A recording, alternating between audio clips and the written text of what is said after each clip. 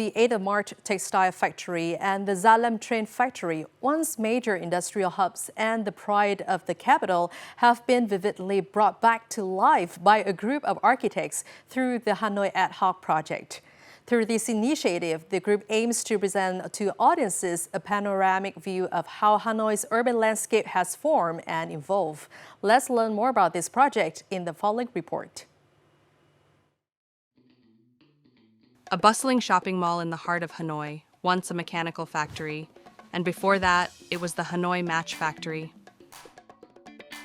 These structures were all built and transformed successively on the same sites in Hanoi. This evolution has been carefully collected and analyzed by a team of architects behind the Hanoi Ad Hoc project. Hanoi Ad Hoc is a research and analytical project that studies urban architecture through an anthropological lens. Our project gathers original materials to answer questions like, why are certain industrial areas no longer suitable today? And what can we do to make them more relevant and engaging to Hanoi's contemporary life? What makes the project unique is that it was founded in 2018 by a collective of Vietnamese and international architects and researchers, all sharing a deep love for Hanoi.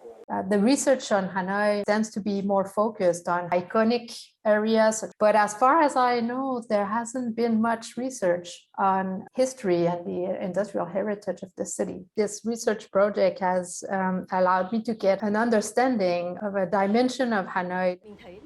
I find Hanoi Ad Hoc to be incredibly meaningful. It conducts comprehensive academic research, yet presents it through open access documentary videos. To date, the project's works have attracted attention from audiences across generations, especially young people, helping them better understand and take pride in the remarkable milestones that have shaped Hanoi's identity.